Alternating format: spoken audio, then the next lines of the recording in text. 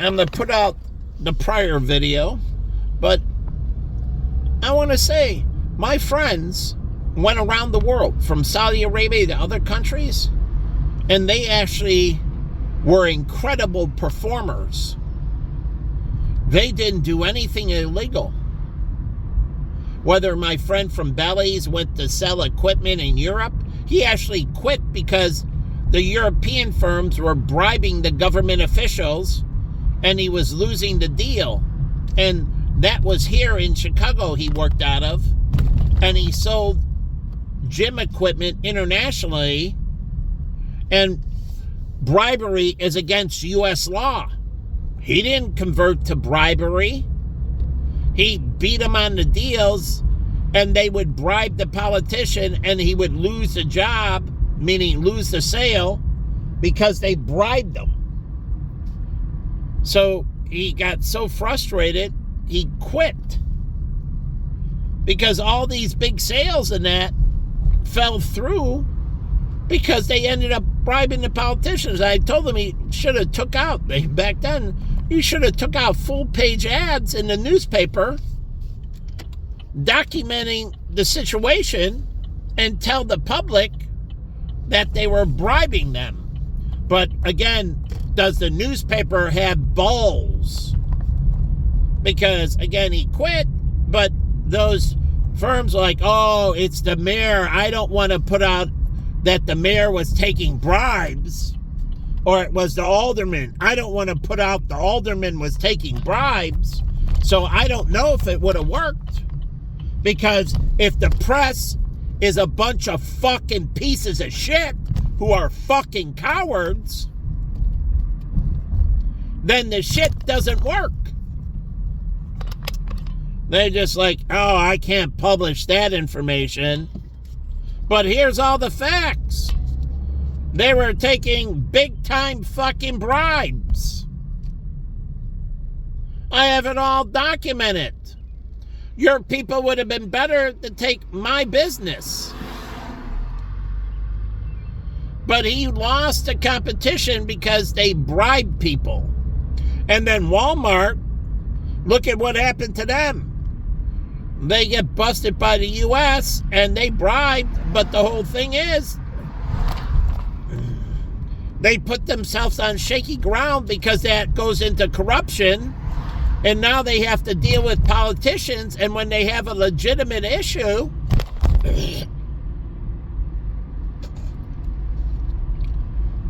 they're going to have to bribe the people to get it taken care of because the legitimate system doesn't work. Now I want to go into the other point. And I just put it out there. There's no country around the world that had any incentives for white people. No country had incentives for white people. But they had affirmative action and incentives for minorities coming in. But we're talking reciprocity. China, Japan, Singapore, Taiwan. None of them. You had to meet or exceed the standard. And if you didn't produce, they got rid of you. And if you did crimes, like the white guy, the white kid in, was it Singapore? That spit the gum when I was a kid, that they were going to cane him. And I agree, they should have caned him. He knew the rules coming in. I wasn't for defending him. He should have been punished. And this is me as a child in, I think it was, the 70s that happened? But I was all for it. And I was pissed, actually, when he did it. Because of diplomacy and the diplomat. And I was pissed they let him off. Now they see that that white person got special treatment. And now the public feels even more negative against white people. So the funny thing is, people don't look at it through minorities here, and they think, oh, that minority got special treatment, like OJ killing his wife and killing Ron Goldman, two white people. And then you got black people threatening to burn down the city if he's not found innocent. How does that sound to all those white people? And remember, they're watching this in Wyoming and Montana and everything else. And then black people want to do business. And like I said, Richard Dent's wife, who's a lawyer, and you want a white firm to hire you. Can they trust you? So I laugh when they're like, oh, those people in Montana. They watch shit like that. That was all over the news.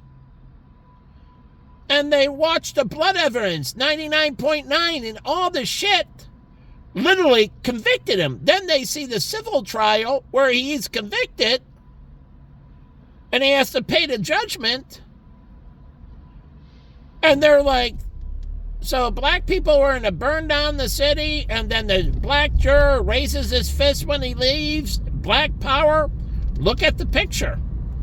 And then you want to work for a white firm. Can I really trust you as a black person? That I'm going to pay you to represent me and to work for me and do right by me? So isn't that what black people said? They couldn't trust a jury of white people, that the jury was racist, the Emmett Till case and that, which the Fed did come down, and they were all white. You know, Mississippi Burning, watch the movie, but truly they did. And they put them on trial and everything else. That was white people prosecuting white people for a wrong against a black person. So if you want things on the other side, then you need to do the same fucking thing. Because if I'm going to trust you, then I have to believe you're going to represent me fairly. That you're not going to sell me out and be biased that, oh, I'm the slip one in for the brother. And then you're going to sell me short.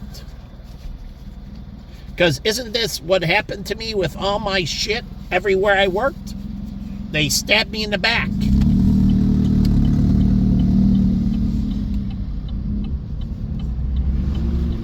Slipping one in for, their guy, the biased. It was fucking maddening in financial service and that in hospitality, getting stabbed in the fucking back.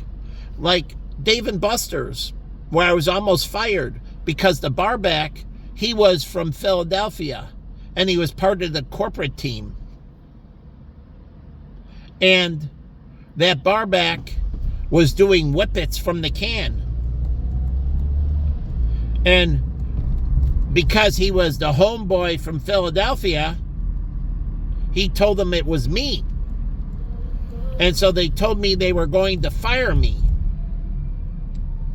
Truly, I had to pack up my stuff and turn in my shit and, and then Christine came up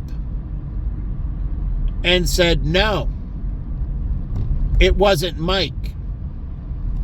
It was blank. I forget the barback name. He was a white guy, but he was their homeboy from Philly.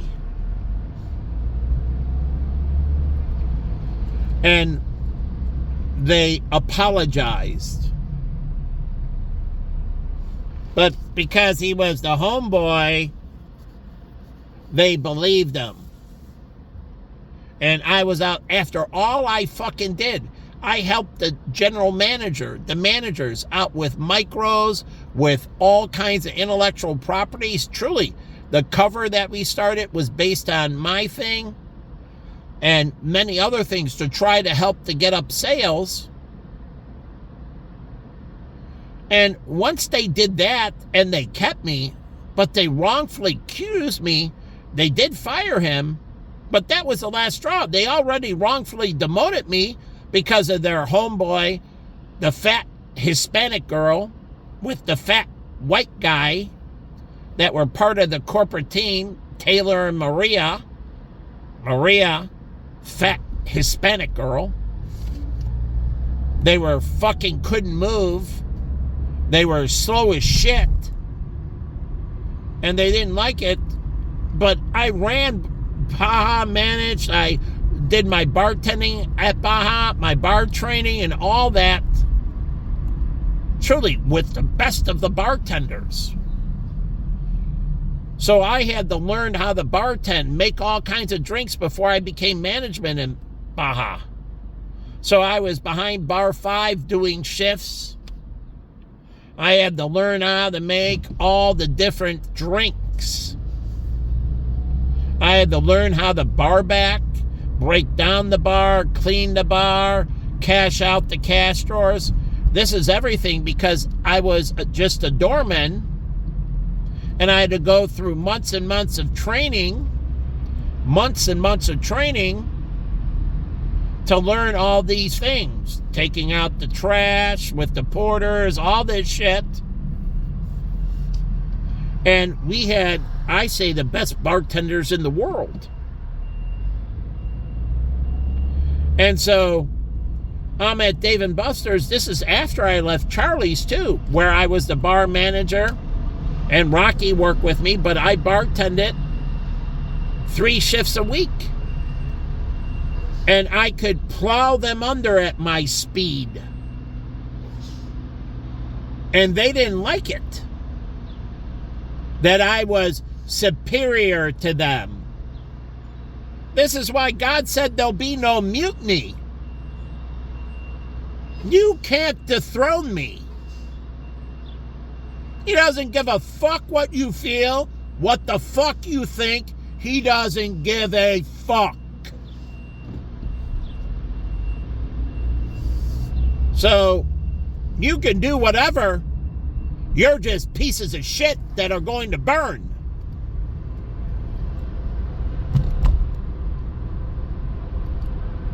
So, you've been stabbing me in the back like a motherfucker. And this is why I left the hospitality. My boss, who was white, the GM who hired me, Bill, who I knew from Baja when I ran it, he was running things at Dick's Last Resort, and he hired me because of my performance.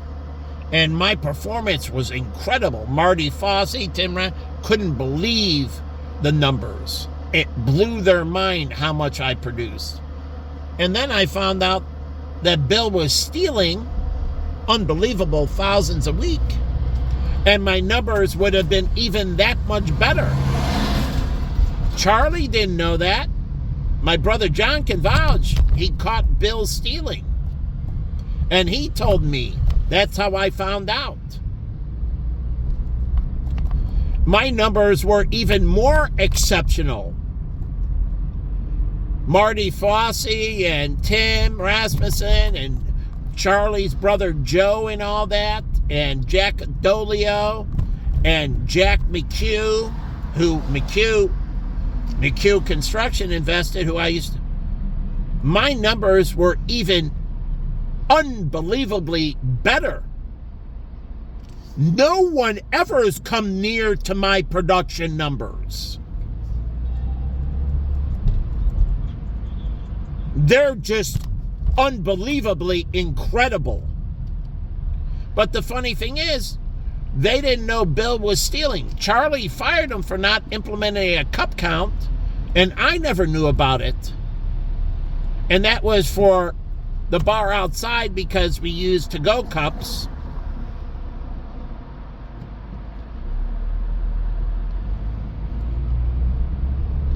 And my numbers, if they saw my true numbers and knew how much he was stealing, and they used, and why do I know? Because they told me what they projected and where I was. I did in a week what they projected me to do in a month. So those 3 other weeks of sales were 3 weeks beyond whatever they expected.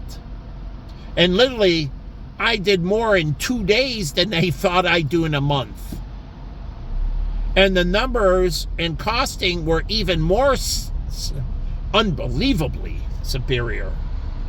But because Bill was stealing so much, because the numbers were so freaking great, he could steal a shitload, and that's what they did to me at Baja too.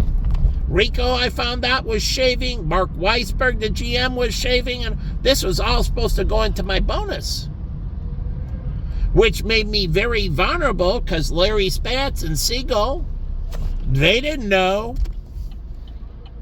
And so all these people got leverage through lying and stealing, making me look worse.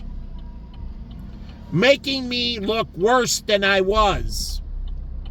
And by doing that, they were able to screw me. And they did this at everything. Then I got out of the hospitality where they did this to me, and I went in financial service, and they did it to me again at all these companies. My production was way better. All the things that I was doing. And again, they didn't know. And other people basically used it as leverage and screwed me again. So I left hospitality to go to financial services, figuring because it's a highly regulated industry compared to hospitality, and I thought I would be safe. And that wasn't true. And so I do all this shit. And truly, like when I left Reggie's, it failed and MetLife took over and Reggie left. But same thing with Greg at Mutual of Omaha. When I left, the office went down because I was supporting so many different people. It wasn't direct production, it was indirect. I helped all of them make a shitload of sales. Unbelievably. And when they took me out of the picture, all those people couldn't maintain because they needed me to make their shit happen. And that's just righteous. That's my skill base. But I became vulnerable because people lied and covered it up.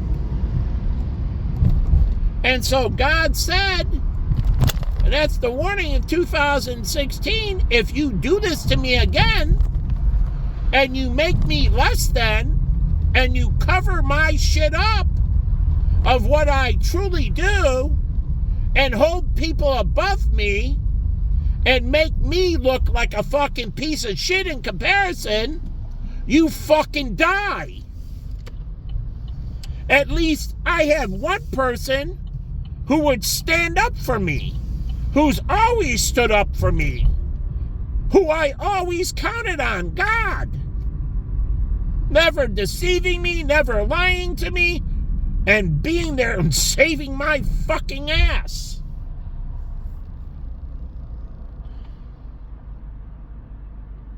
So, again, they've done this to me my whole fucking life.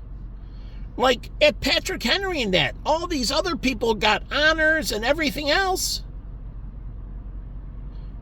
And I never got the respect I deserved.